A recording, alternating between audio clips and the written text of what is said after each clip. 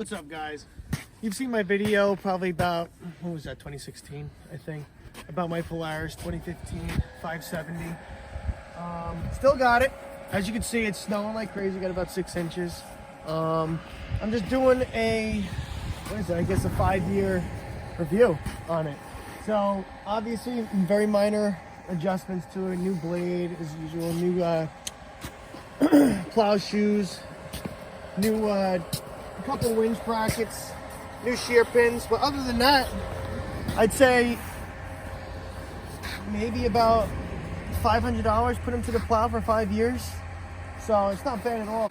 But overall, it's still in great shape. Pushes, it pushes a lot, but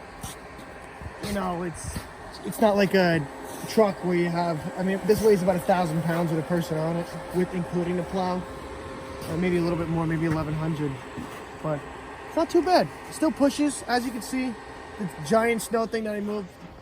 But if you had chains, it'd probably be better. I don't have chains on it, but just my review. So I highly recommend the machine. Just worth it.